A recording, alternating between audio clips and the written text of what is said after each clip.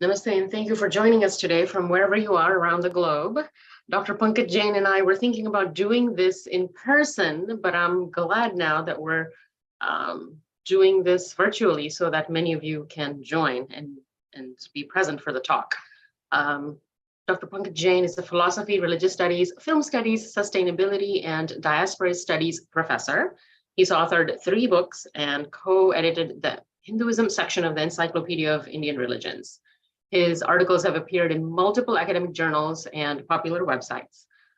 In this particular webinar, Dr. Jain will share examples from key Dharmic and yogic texts and contexts from which Hindus, Jains, and Buddhists have continued to derive their inspiration, especially on the topic of environmentalism and ecology. Evidently, in yoga and dharmic contexts, religion, ethics, and environmentalism are intertwined, interconnected with each other instead of distinct evolved theories. So Dr. Jain will shed light on that. We often see that the paradigm here in the West, which kind of has education, public policy, advocacy frameworks working top down, is not exactly the way we see things from an Indic perspective, which is a bottom-up approach. So here, this is where kind of yoga practices and individualism at the local level, at the bottom-up level, comes in to tackle some of these problems. So Dr. Jain, welcome. Happy to have you here. And for those who, as a side note, for those who may or may not know him so well, he's really a film buff. So if you have questions about any of that, please do put them in the chat and we will take them up after his talk. Thank you, Dr. Jain, all yours. Well, thank you, Dr. Kanodia, or just Anjali, thank you. And thank you for inviting, thank you for organizing this. I think you said very well that in Indic context or largely non-Western context, we don't see watertight compartments between different practices such as yoga or spirituality or health issues or environmental issues. I guess my background is also giving such a bit of a glimpse from my campus in India, Pune, where I teach and research and write. This is the Flame University background. You see hills and mountains on the background. You see a little bit forest area and the campus and water all intertwined. So that's the way we envision yoga or yogic philosophy's principles for several millennia in Indic world. Let me go ahead and start my screen, my PowerPoint presentation. So this is what I've been doing for now almost 2 decades, the ideas of sustainability, Dharma, yoga, and ecology. So if we look at, I showed you a glimpse from India, but if we also take another look of Indian environmental issues, we know that there are many issues: assault on land and loss of forest and pollution, urbanization, and so on going on in India. But this can also be seen as an 80-20 problem in the world, where 80% of the world's resources are used by 20% of us sitting in the Western cities such as Dallas or Houston or New York or Californian cities or so on. So most of the forest that is being destroyed across the world is consumed by us. Most of the minerals that are taken out from across the world are consumed by us. You know, every few months we need a new phone. Where does that come from? All those resources are being taken out from South America, Africa, or Asia. So if we look at the environmental issues from another perspective, we know that National Geographic has conducted these green deck surveys from 2008, 9, 10, 11, 12, 13 to 14. 2014 was the last survey they did, and then they stopped for some reason. But in every survey that they conducted, they termed India as the greenest country, even though there are so many environmental issues.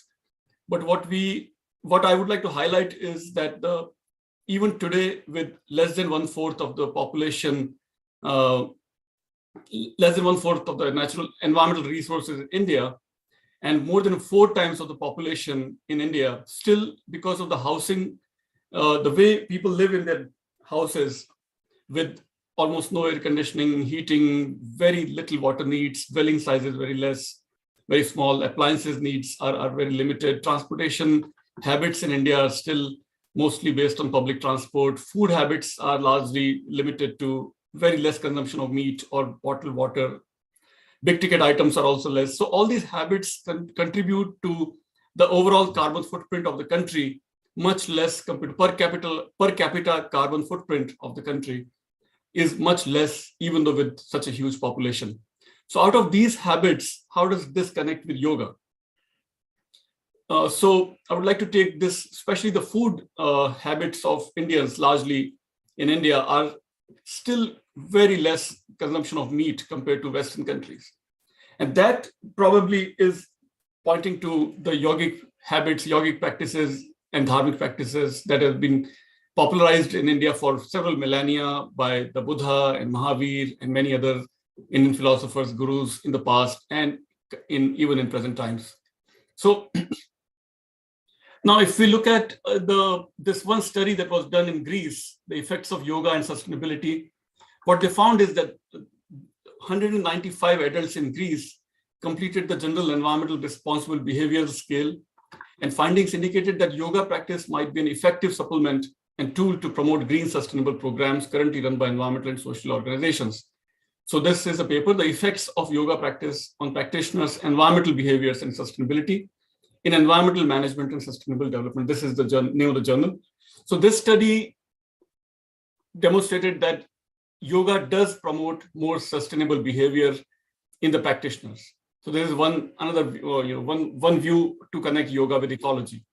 Now, another paper that was published in this journal, Worldviews, Global Religions and Culture and Ecology, this came out from a PhD dissertation in Florida, where they said that the South Florida yoga practitioners describe increased sensory awareness after yoga, yet they practiced common natural resources, protective actions like recycling and reducing fossil fuel use no more frequently than their non-yoga counterparts. Practitioners, other yoga-based and meditation-enhanced spiritual experiences like non-evaluation and non-attachment to physical and mental phenomena, as well as yoga's inward self-focus on the physical body, may divert aspirants from proactive environmental behavior. So what I want to summarize is that one study, the previous study in Greece, said that yoga does help participants in becoming more environmentally aware, whereas this study in Florida is not making any such claim. In fact, it is saying that yoga might, in fact, make the practitioners more inwardly focused, and that may not help in promoting sustainability. So those two practices, those two studies in two different parts of the Western Hemisphere, both pointing at different results, right? One saying very positive, one saying yoga does not really help in ecology or ecological behavior. So what are they missing? Both studies, in my opinion, are missing the very definition of yoga itself. What exactly is yoga? And how does yoga connect with ecology in traditional sense, in Sanskrit text and so on? So in traditional sense, yoga is not just postures and not just buying a fancy yoga mat and having some yoga postures and sharing on social media. Yoga goes much deeper. Yoga connects with Tantra, and Tantric and yogic traditions are all about celebrating body-earth connection. Yoga's by word itself just means, as you know, yoga comes from the Sanskrit root yuj, which means to yoke, which means to join. And Tantra also celebrates universal divine energy. And one of the prerequisites of yoga is vegetarianism, which is what I hinted in my earlier slides, that because of largely vegetarian practices by Indians across India, of course, not all are vegetarians, but the meat consumption remains very low. That in turn makes the country much more, as Greendex concluded, much more greener than many other countries such as China or Brazil or, of course, European countries or North American countries. So that again points back to Tantra and yoga, and prerequisite of yoga is non-violence, which includes less meat consumption.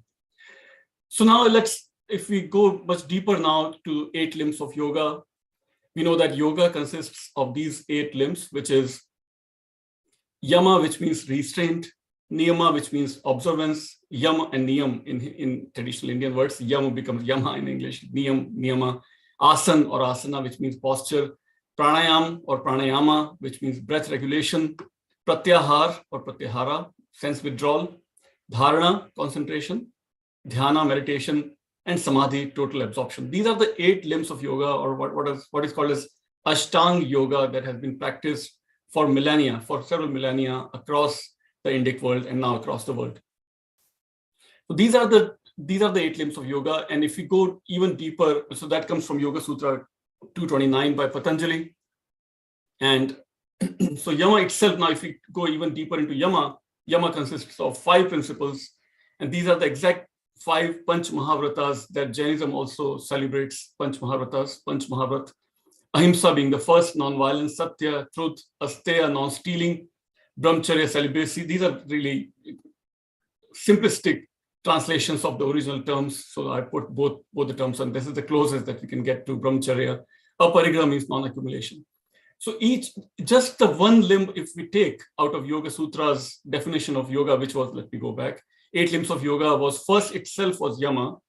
And if we take a deeper look at yama itself, just these 5 principles are, in my opinion, enough to make a yogi completely in tune with environmental awareness or cosmic energy.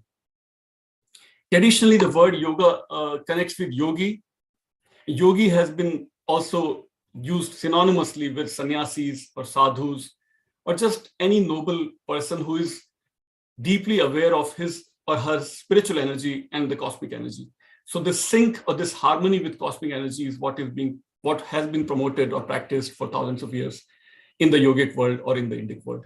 So this was the first limb of yoga, yama, which has these 5 principles or 5 pillars of yama itself.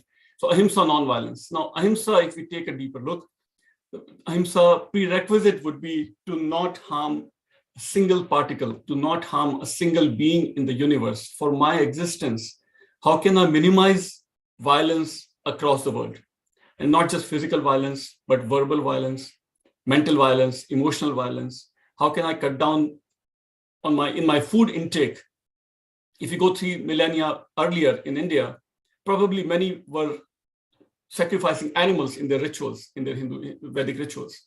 But with Buddha and Mahavira, this influence of non-violence as it spread, the consumption of animals in rituals or in food eventually came down drastically.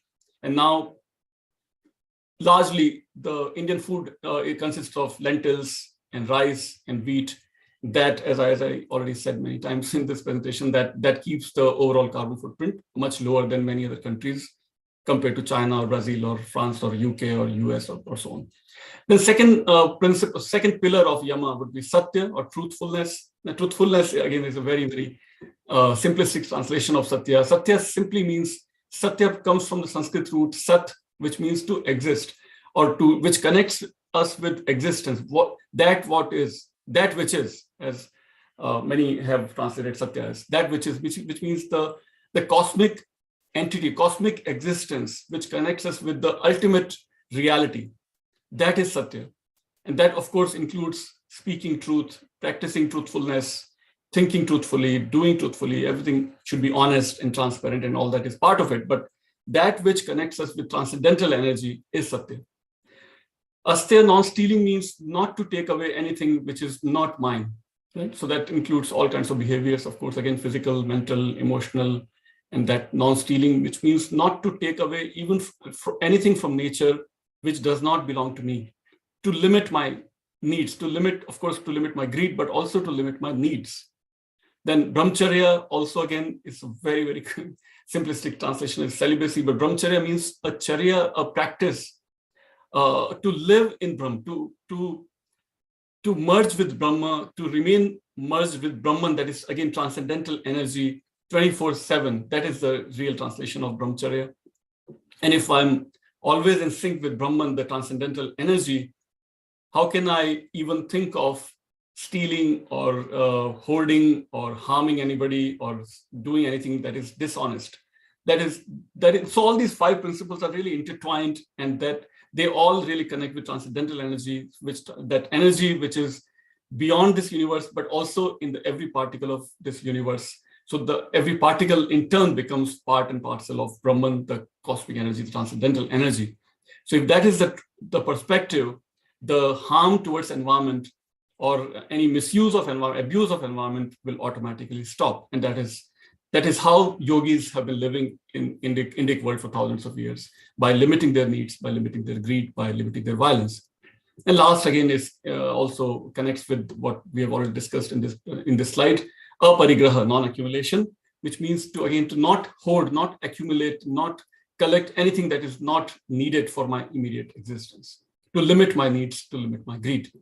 So these are the 5 principles, Panch Mahavrat, as also celebrated in Jain philosophy, but also these are, so many of these principles in what we discuss in Yoga Sutra are not just limited to Hindu Dharma or Jain Dharma or Bodh Dharma or even Sikh Dharma. So they are really transcendent, pan-Indian phenomena. These are pan-Indic principles. And now with the spread of yoga across the world, and especially now that we celebrate International Yoga Day, I think somebody who is seeped into this tradition would most likely would definitely hope that these principles should also percolate, should spread across the world. And yoga should not just be, as I said, throwing a fancy yoga mat and doing some fancy postures, but yoga really means practicing these principles 24/7, to be in tune with these principles so that environmental behavior just happens as a byproduct. You don't have to do recycling more, but you have to be an environmentalist 24/7 by limiting your needs, by having a lifestyle that is in tune with the divine energy. That is what yoga teaches, in my opinion, based on these principles. So this was, again, just one limb of yoga that we discussed so far. Coming to the second limb, and that this comes from Yoga Sutra, chapter 2, verse 30th. Second limb of Yoga Sutra. So Yama, Niyama, let me go back again to remind everybody what we were discussing. So we are discussing 8 limbs of yoga. Ashtanga yoga, that is in Sanskrit. Asht means 8, Ang means limbs. Ashtanga yoga, 8 limbs of yoga. We discussed Yama so far, and now we are going to Niyama, observance. Right? So in Niyama, we have Shaucha, cleanliness, Santosha, contentment, Tapas, that is austerity, Swadhyaya, self-study, and Ishwar Pranidhana, that is surrender to chosen deity, and this comes from Yoga Sutra, chapter 2, verse 32. So Shaucha, cleanliness. So this in turn can be connected with Satya that we saw in Yama, right? So truthfulness and cleanliness, they are in some ways can be seen as intertwined. To be clean in one's physical behavior, mental behavior, emotional behavior, in all practices, inside or outside, should be clean and transparent. That is, again, one of the prerequisites of Niyama. So first principle of Niyama would be that. Santosha, contentment, that again can be seen as an intertwined with aparigraha that we saw in the previous slide. So to be really content with what I have, rather than craving for a new version of phone every few months or a new car every few years or whatever, to be really content with what I have in this life. And I'm fulfilled because I'm part of divine energy. I'm Brahman, and I'm reflection of Brahman. Or if you take a Buddhist perspective, I am the Buddha, and I reflect, I have the Buddha nature. So I'm content with what I have. I don't need anybody else. I fulfill myself.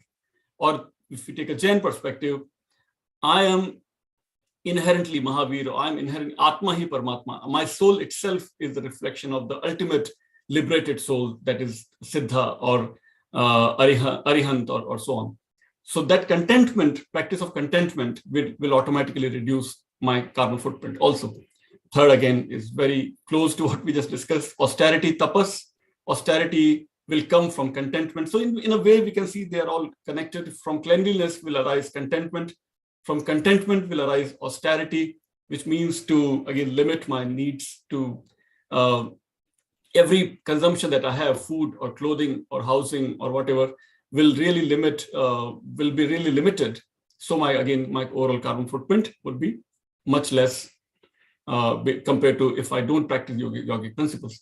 Self-study, again, is self-reflection, studying the traditional texts coming from yogic traditions such as Yoga Sutra or Yoga Vasishtha, Vedas, Upanishads, Jain Agamas, Buddha's teachings. There is a library of libraries in the Indic world. There are Buddhist texts, Jain texts, Vedic texts, Hindu texts, so many thousands and thousands of texts, and not just in Sanskrit, but also in Prakrit, in Pali, in Tamil, in Telugu, in Marathi, and so on, all the classical languages of India.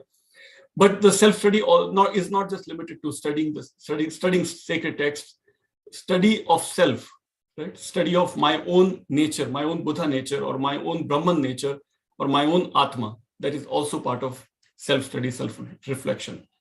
And then being a theistic tradition, being a tradition that is not really separate from a chosen deity, Ishta Devta or Ishvara.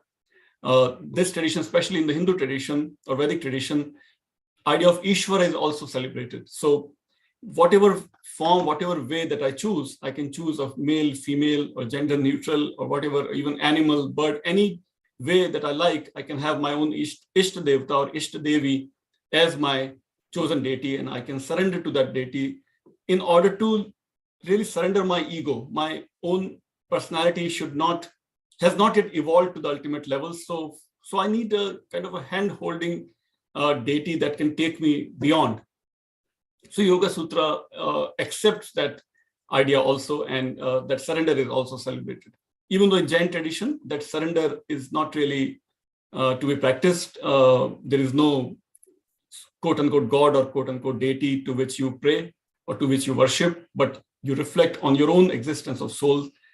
In Buddhism, on the other hand, there is, in Theravada, we don't have a chosen deity idea, but in Mahayana, again, the Buddha itself becomes a chosen deity, and surrender is to be done in Mahayana, especially Mahayana Buddhism. So different traditions of India, Orthodox, that is Astic or Gnostic traditions, have taken this idea of Ishvara in many, many different perspectives, either theistically, non-theistically, and so on. But in Yoga Sutra, specifically, the idea of chosen deity is practiced. And that is, again, to reduce our ego, and when ego is limited, when ego is surrendered, the idea of merger arises. Idea of merger with divine energy arises. Idea of merger with Brahman or reflecting on one's own Buddha nature can also arise when the separation is to be avoided, when that separation can be avoided by surrendering one's ego to chosen duty. So that's Sutra 232. And so now let's go back to, again, Ashtanga Yoga. So what we were doing so far. So we did 8 limbs of yoga, Ashtanga Yoga. We did Yama, Niyama, and Asana. I don't think we need to describe much in detail. These asanas are what are being practiced across the world now. And most visibly can be noticed on the International Yoga Day, which is, I think, June 15th every year, which was promoted not just by India, but more than 100 countries in the United Nations had brought that idea forward, and globally now it is practiced. So asanas we already are aware of what asanas are, different postures of downward dog and so many postures are now very popular. But so that's just one aspect. But before anybody starts asanas, yamas and niyamas are, I think, largely remain forgotten, except by the traditional yogis who are seeped into yamas and niyamas. But in my opinion, without yamas and niyamas, asanas have no meanings. They're just stretching exercises, right? But yoga also does not stop at yama, niyama, or asanas. The fourth one is pranayam or pranayama in English, which means to regulate one's breath. Now, breathing techniques are also part and parcel of yoga, and that is also not enough highlighted, in my opinion, and that needs to be done more. And pratyahar, after all these, so these are the steps, or 8 limbs. So yama, niyama, asana, pranayam. Then comes pratyahara, which means to completely withdraw one's senses inward, which again means that not going after sensory pleasures or to consume more natural resources, but to really reflect inward, to reflect on one's own existence. So that also draws one insight. And then comes the next step is dharana, or concentration on one's chosen deity or one chosen object. And dharana leads to meditation, dhyana. So dharana is to be practiced. Dhyana, meditation, happens as a byproduct. And finally, the ultimate climax of dhyana or meditation is samadhi, which means total absorption, when one really realizes one's true nature, true Buddha nature, or true Brahman nature, or Paramatma nature in Jain tradition. So this is all comes from Sutra 229. This is what is the real definition of yoga, or 8 limbs of yoga, Ashtanga Yoga. That is, if these are practiced in true sense, environmental behavior or sustainability will not have to be taught. It will happen as a byproduct, in my opinion. So let's now keep going. Yama, niyama, we completed. And Now let's take a look at what are the other dharmic teachings that can be connected with environmental practices.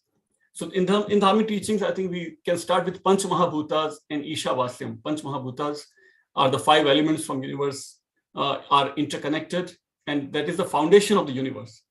And those 5 elements, fire and water and air and space and earth, they are not just outside of our being, but they are also inside of our being. So our senses are connected and they reflect the outward elements. So this bond between senses and elements is what is highlighted in environmental connection, if we take Panch Mahabhutas as connected with the environment. And then Ishavasyam is the second major. This word comes, as some of you, I'm sure, already know, that Ishavasyam comes from Ishavasyam Idam Sarvam, from Ishopnishad, which says that divinity is omnipresent and divinity can take infinite forms, including all the rivers, and Ganga being a representative river, at least in the Hindu world, where Ganga is celebrated, revered by millions of Hindu practitioners, even today, every morning. And last month I was at Varanasi and I saw it firsthand. Anybody can see firsthand how Ganga is revered every day across wherever Ganga flows, or many other rivers are also revered. So that practice of reverence or reverential connection with rivers is very much alive and be still practiced in India, in Indian rivers especially. Then Ishavasyam can also be connected with earth as Devi, Bhudevi, so Bhumi Devi or Dharti Mata. So millions of Hindus, when they wake up in the morning, they say, Samudra Vasne Devi, Parvatas Tana Mandale, Vishnu Patni Namastubhyam, Padas Parashang Kshamaswami. Oh Mother Goddess, please forgive me. As I wake up, I will be walking upon you. I will be touching you with my feet. And so please forgive me as I touch you, my mother.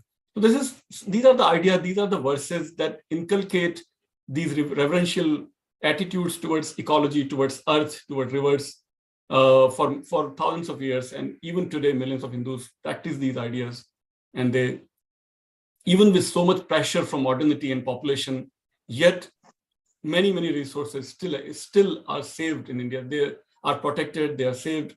Only in India, outside Africa, can we see large beasts such as leopards, rhinoceros, lions, and tigers and elephants, all living in harmony with 1.4 billion humans, with less than 1/4 of the resources, if we compare with US, less than 1/4 of the natural resources in India, but more than 4 times the population, yet we find all these large beasts in India, and that those animals can coexist, I think, because of these ideas that are inculcated in Hindu minds, in Indic minds for thousands of years. And because of these ideas, I think we see all that wildlife, all that flora and fauna. And if you talk about that desert, for example, Thar Desert in Rajasthan, that remains the richest desert in the world in terms of flora and fauna.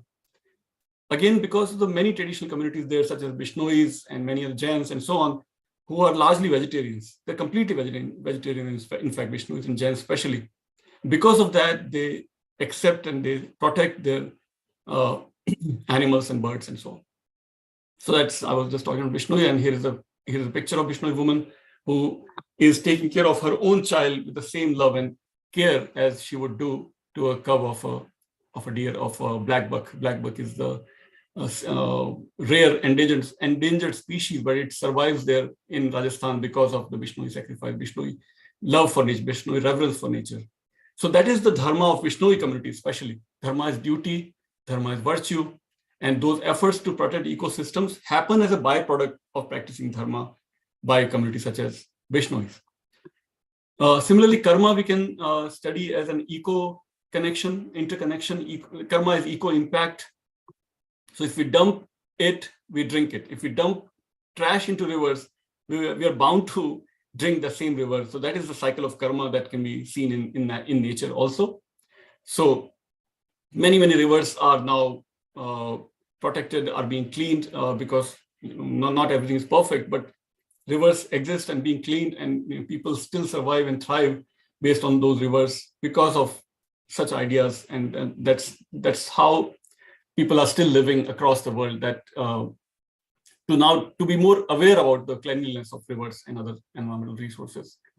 More ideas. Ahimsa, sannyasa, we also discussed. Ahimsa and sannyas, we also discussed. as part of the yogic traditions. These are prerequisites in many ways for yoga also. Like we said, non-violence is the greatest dharma for nature by not harming environmental resources. Ahimsa to the earth improves one's karma. If we do more violence, more himsa to the earth, we are affecting our own karma, and that limits our own bliss, our own spiritual progress.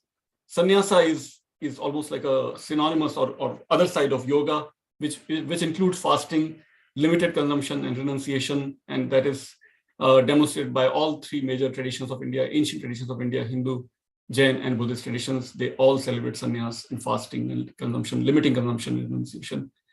Sacred groves is another idea of within India, but also across the world, actually, where forest fragments are protected and revered with religious connotation, where hunting and logging is prohibited. These are the major sacred groves across India.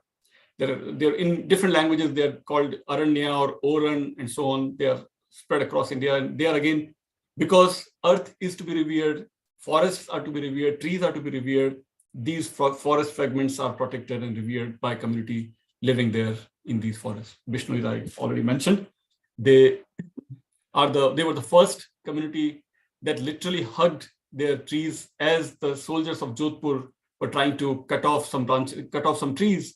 Amrita Devi, the first woman in the world who literally hugged a khejuri tree, Rajasthani desert tree, and she was killed as she was trying to protect her sacred trees. And with her, more than 300 Vishnu men, women, and children were killed.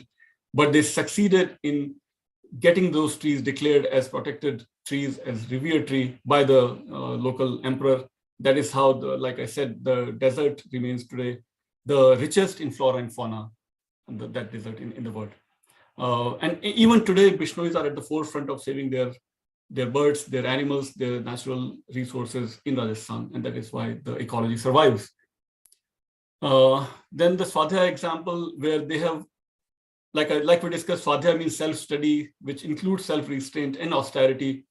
And they were given Templeton Prize in 1997 because of the innovative ways they connected spirituality with socio-environmental resources. They created new sacred groves.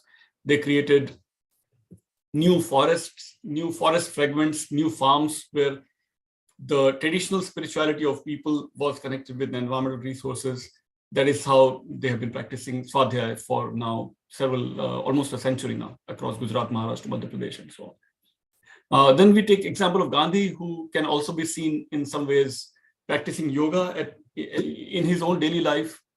His simplicity, his small meal of fruit and nuts, almost living like a yogi, like a sannyasi, no egg, no meat, no seafood. His self-reliance, Purusharth, where he is seen as making his own clothes by spinning that wheel, like you see in this picture. And his abhorrence for waste, again, like a yogi or sannyasi, the story goes that his son lost a piece of pencil, and Gandhi became very self-reflective that where did I go wrong that my son doesn't realize the importance of a piece of pencil. So that kind of abhorrence of waste he had. He walked like a yogi, like a Jain monk. He walked for miles every day, and that became his walking meditation that is now celebrated in the Buddhist world also. And so those walking, all these practices such as yoga, pranayam, dhyana, and walking, all these can be seen as different forms of yoga that Gandhi practiced also. Ahimsa, of course, Gandhi is connected with non-violence, and Dr. Martin Luther King, inspired by Gandhi, also is celebrated as a prophet of non-violence in some ways, and Nelson Mandela. So all these practices of yoga and dharma that Gandhi took in his own practice and his own movement, it inspired the world across the world, and many people took those ideas and changed their world. So we now go towards summary. So if you look at dharma, or as being practiced especially in dharmic world, in this right side, if we see dharma, one of the translations of dharma can be religion. One of the translations of dharma can be physical property. Dharma can also be seen as a duty. So dharma can be seen as an intersection of religious practices, one's duties, and the physical characteristics. So if these three are taken in connection, then we can see dharma as an intersection of all these three worlds. Or as Parajuli would say, that dharma connects with supernatural world, human world, and natural world. So natural world in turn means physical characteristics, because Agni has its own dharma, fire has its own dharma, earth has its own dharma, air has its own dharma, and so on. Similarly, dharma connects with human duties, like we saw here in this diagram. And dharma, of course, connects with spiritual world or religious world. So dharma is again at the intersection of supernatural world, natural world, and human world. So this is how if one is intertwined, one is living by dharmic principles, yogic principles, then one's own actions, one's own duties will by default, as a byproduct, will take care of the natural resources also, because dharma is in the intersection of all these three worlds, is what I'm trying to summarize here. And so, so extending that further, then moral or ethical becomes ecological, and what is ecological becomes dharmic. So as the senior anthropologist at Syracuse University, Anne Gold, would say, in Indic world, in traditional Indic world especially, human behaviors are irrevocably interwoven with the natural environment's condition. The deterioration of one implies and involves the other. If more trees are being cut anywhere, it is a reflection of one's own greed, human society's deterioration. So both are intertwined. And that is also said in other words by Marriott and Enden, Appadurai and Smith, Frederick Smith, that in Indic world or non-Western world largely, the difference between mind and body is of degree rather than of kind. Difference between culture and nature. So it's a continuum rather than a watertight compartment. There is no really clear boundary where culture stops and nature starts, or vice versa, or where mind stops and body starts, or vice versa. So all these things are intertwined. Moral, ecological, dharmic are intertwined. Body and mind are intertwined. Nature and culture are intertwined. If we are losing culture, human culture, nature will also be lost. If we are losing nature, human culture will be affected, and vice versa. So that is the final slide, I think, and that is what is coming as a summary also from my first book, more than a decade back, that I published. But that completes all my slides, and happy to take your questions now. Thank you, Professor Jain. I think Aditya has the first question. His hand is raised, and Aditya, the floor is yours. Yeah. Am I audible? Yes, yes. Yes. So, Dr. Jain, I have three small questions. The first is, after the Sanatani consensus between Jaina, Vaidika, and Buddha, what would be the consensus opinion on limited non-vegetarianism, which is the version of non-vegetarianism that we see in India, which is not indiscriminate but extremely limited?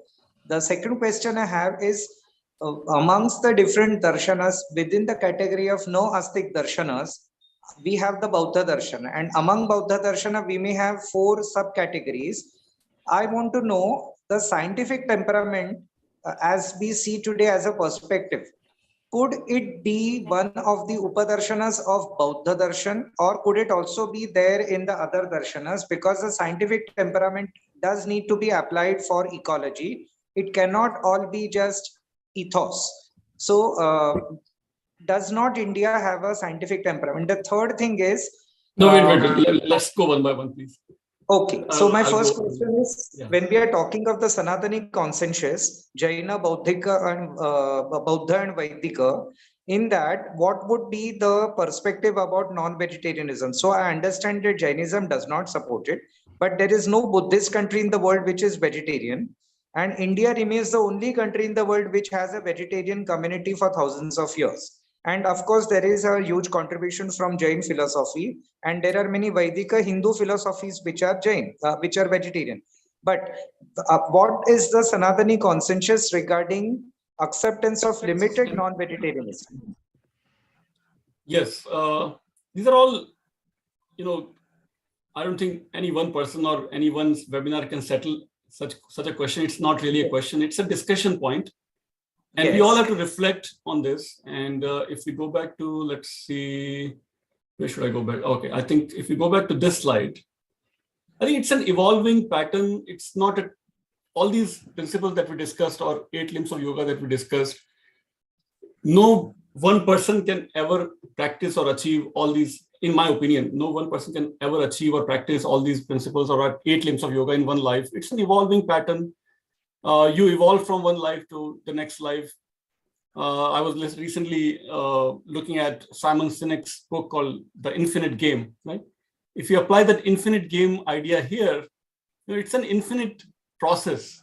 It even continues after one achieves moksha, especially in Jain philosophy. So even after one achieves moksha, the siddha will remain a siddha separate from universal consciousness. There is no universal consciousness in Jain philosophy. There is no Brahman. So even after moksha, one remains as a separate individual Atma in perfect bliss, of course, in perfect energy, in perfect peace, and so on. So even there, they are conscious of their own bliss and their virya, their ananda, their shanti. So the process is infinite, is what I'm saying.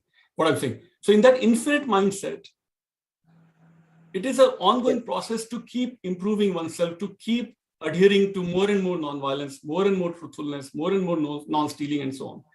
Yama and Niyama, right? So even in Jain, so you highlighted Jain tradition, and which is what my surname is, Jain, right? But even in Jain world, it is not a settled phenomenon that if you stopped eating meat, you are a perfect Jain. No. Even within vegetarianism, in Jain world, you have to limit your consumption, even of vegetables. If you were eating, let's say, potato last week, Jain principle is encouraging or inspiring one, will inspire somebody to cut down on that potato. Why? Because potato is coming from underground. If you eat more potatoes, you're doing more violence from Jain perspective. If you're eating more onions, you're doing more violence. So the idea is to keep progressing from violence to more and more non-violence. Not just cutting down meat, not just stopping meat, but to even stop the roots and stems of a plant. If you eat a root of a plant, you're committing a lot of violence. So stop eating roots of plants such as potatoes or beetroot or garlic or onion and so on. So it's always a process, always an infinite process, like I said. Right? So if one was eating, let's say, red meat, Indic idea would be to cut down red meat and maybe limit only to white meat. Because even every health professional will tell us red meat is extremely injurious to one's own health and to planet's health. So to progress from red meat to white meat, from white meat maybe to egg and seafood, from egg and seafood, maybe next step would be to only vegetarian food, from vegetarian food, maybe to cut down more roots and so on, and go towards veganism. So even within Jainism, even within vegetarian world, it's always always a progress, always to be applied coming from that infinite mindset. Again, not a settled answer, but one way to look at this is, that would be my response to your first question. Yes. The second question was regarding the scientific temperament. Yes, amongst the different Astika and Nastika darshanas. Yes. The scientific temperament, when we talk of ecology, we have a scientific temperament. We talk of biotic pressure, we talk of human-wildlife conflict, we talk of corridors of animal movement. So there we are going beyond ethos and we are applying a scientific temperament. But would scientific temperament not be ever present in a deeply thinking civilization like India? Surely it would. So I want to know under which label it would fall under. Right. So scientific temperament, I think the entire, again, my response would be that these ideas such as science versus religion, or astikas versus nastikas, or nature versus culture, all these are, I think, artificial compartments that we have built largely as a byproduct, largely as an influence from the modern education that we have all received. We all are talking in English and so on. But if we look at the Indian terms, we use the word Gyan and Vigyan. Even the words sound almost synonymous, to me at least. Or Astikas and Nastikas, they are all part of the Hindu philosophies. They are just very minor differences, but the practices are so similar that the almost entire presentation I was referring to Buddhism, Jainism, and Hinduism. Even though traditionally, if we look from Western perspective, we might see them as rivals. But by practice, they cannot be any further closer to practices of yoga, such as yoga, if we compare Buddhist, Jain, and Hindu practices, they're very, very similar. They're almost overlapping. So this idea of making divisions or seeing them as rivals is a very, very recent phenomenon, in my opinion. The scientific temperament is what leads to philosophy. Again, philosophy is again, we are using the Western term, but the darshan is the word, right? So darshan is based on very empirical idea of realization of the truth. And the realization, again, is an infinite process. Realization should happen at every second. The realization should more and more should happen more and more often, and so on, as one progresses in one's spiritual practice. So that idea of realization itself, to me, can be seen as a scientific temperament.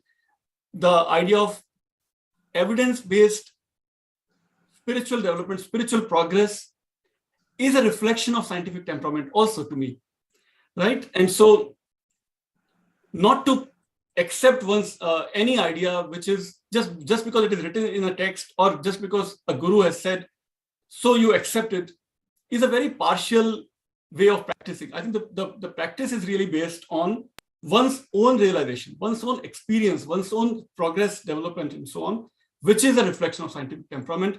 Yes, Buddha highlighted it more by when he said that apadipo bhava, that don't accept just because I'm saying, but you practice on your own life, and if you see the result, then you accept it.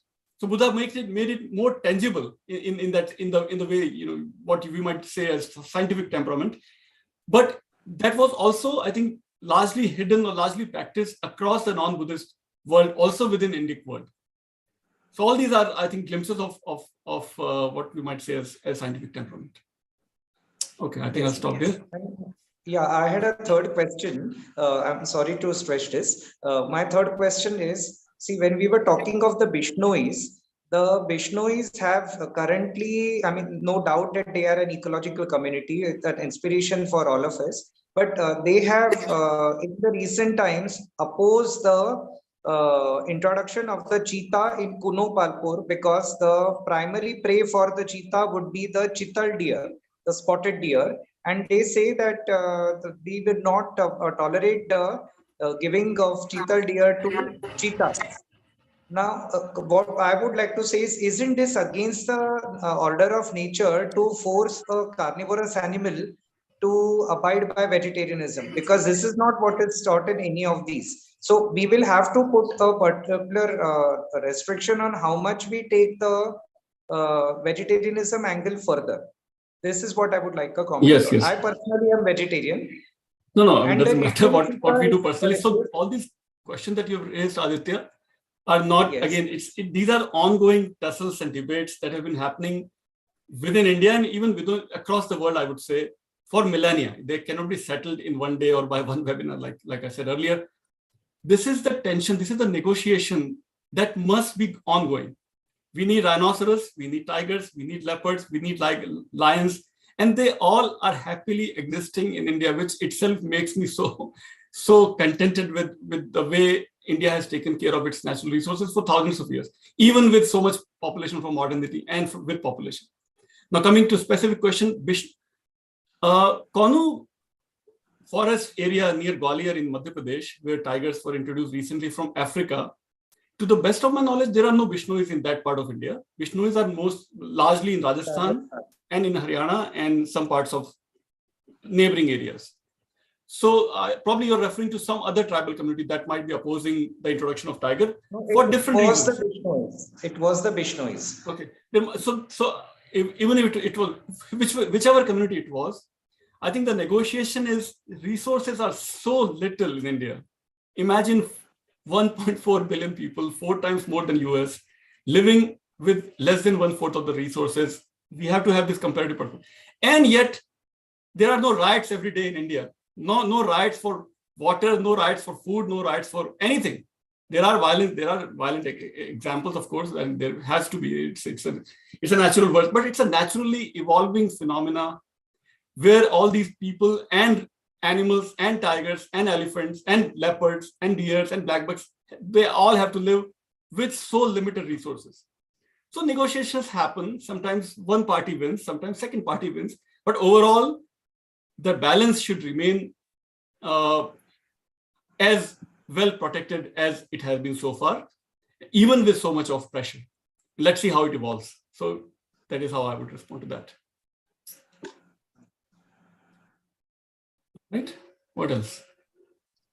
I think Gayatri and Lakshmanji, both of you guys have questions. Gayatri, I think your question might be related to the Bishnoi tribe too, if you want to take that.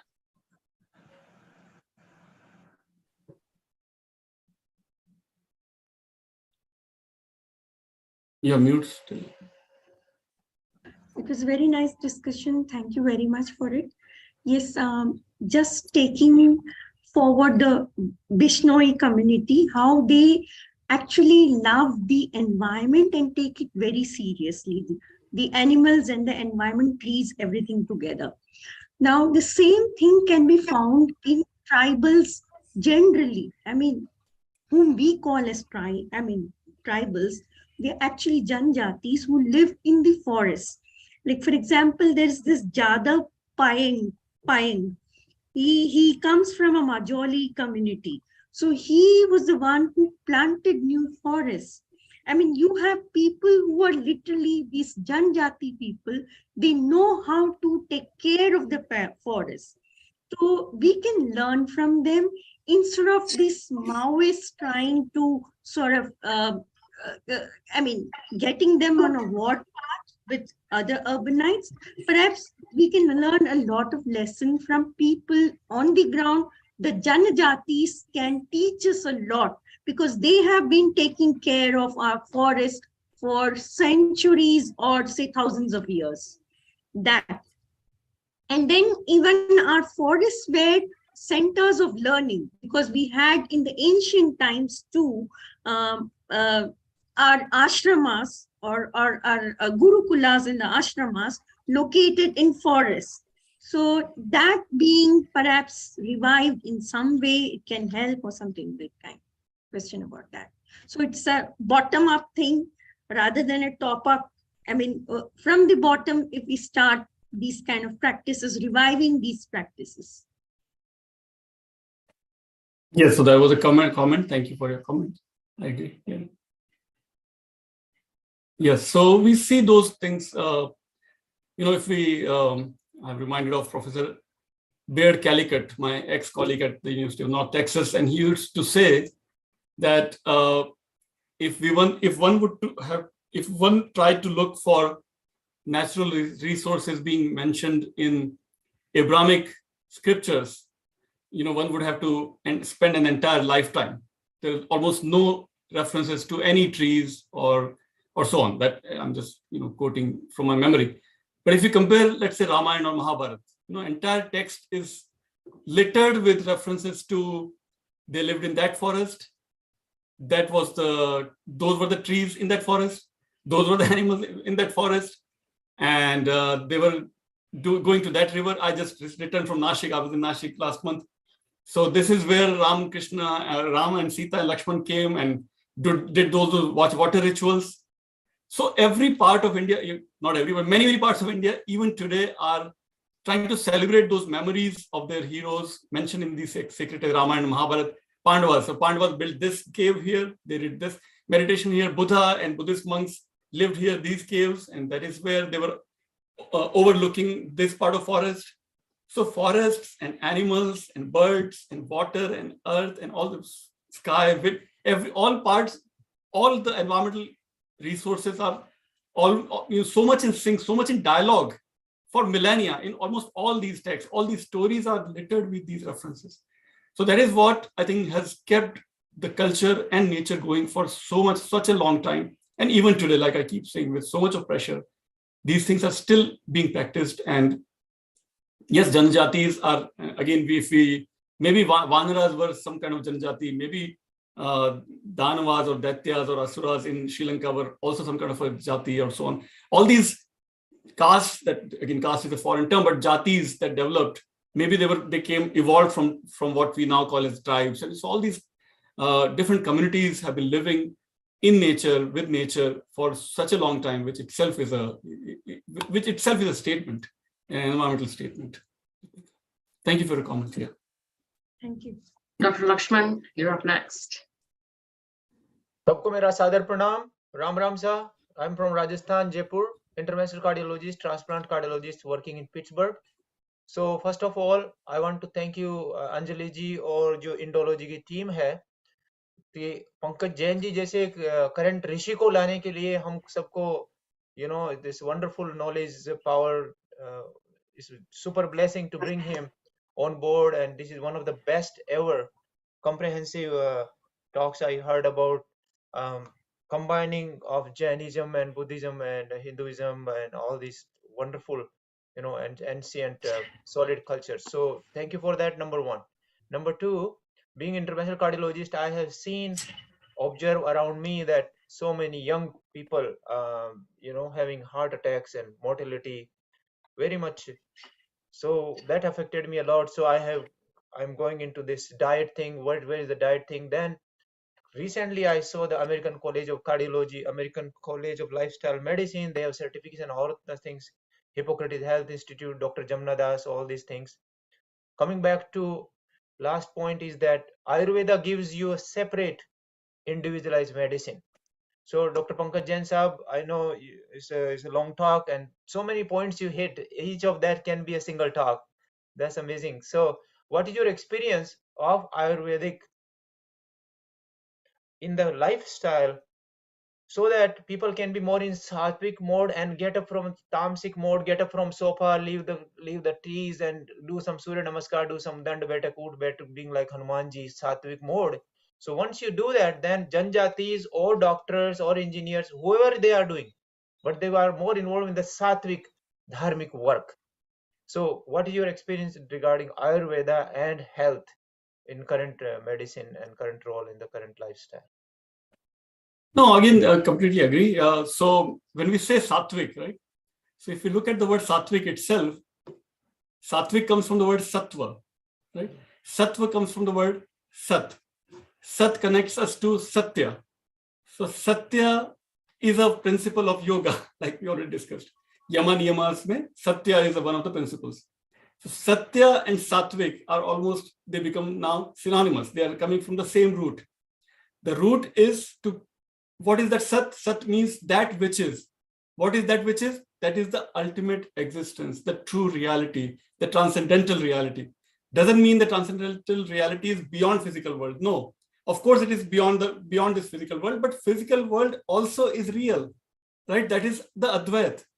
So if we are in sync with that divine energy, that divine, those principles of Brahman, what Hindus might call Brahman, what Buddhists might call Buddha, what Jains might call Paramatma, all those three phenomena are almost synonymous or just reflecting from different perspectives.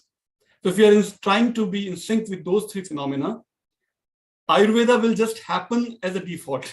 Environmental sustainability will happen by default because our connection is with Satya or Sattva, right? Ayurveda, what does Ayurveda say? Ayurveda is saying don't go for, Ayurveda first principle, if we contrast with modern world, Ayurveda said don't ingest your body with chemicals. Rely on nature, rely on water, rely on food itself, right? Rely on fresh air, rely on sunlight, Surya Namaskar karo. Why is Surya Namaskar to be done? Because connect with Surya. It's not just postures, right? Sure. Surya Namaskar is to bow down your head to the sun, to the ultimate energy, to the life giver sun, right? So there is that, again, divine connection that you are connected with the sun. And you bow down your head to the sun because sun is giving you life, sun is giving you energy, right? So your entire body should bow down to that sun every day, every morning. And millions of people are still doing that. And thankfully now that at least physical awareness is spreading across the world, but that physical awareness should also lead to emotional awareness, right? Intellectual awareness, spiritual awareness. That is all should also happen as a byproduct. So yes, definitely, Ayurveda is a reflection of, again, living a life based on yogic principles, dharmic principles, and so on. Yes. Wonderful. Thank you very much. Thank you very much. Wonderful. Thank you. I know. Thank you. Komalji, if you have a question, please do ask. If not, we'll make this the last question. Dr. Jain, do you want to close out? Just kind of round out the talk, please.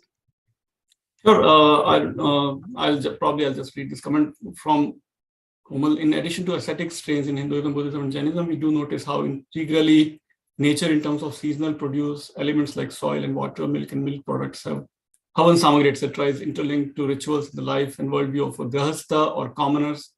However, many of our rituals today have been reduced to more mere tokenism, and many others have been forgotten. How do you connect the nature culture debate with this? So again, that's an ongoing question. We all tussle with these questions. And it's an ongoing process for oneself to keep discovering for my own being, for my family, for my next generations, for even my previous generations. My parents might have forgotten some things. So what can I do to keep reminding me and all my people around me to keep discovering these connections? And that's an ongoing process. And I think forums like this, I think, give us an opportunity to reflect upon me, to my own being and my own practices and practices of all around us. I think that should be an ongoing debate, ongoing process. Thank you. Thank you, Dr. Jain, for your time. Thank you for those who participated. Thank you for those who asked questions. And basic takeaways, just be in touch with yourself and nature, right? Even if it's 20 minutes of practice of sitting outside in the sun, basic things, we can all do that. So again, part of that bottom-up approach, tackling bigger problems, maybe starting with the self, is where we need to reflect on things. So thank you again, sir. Thank you. And yeah, we will be in touch. Thank you, guys.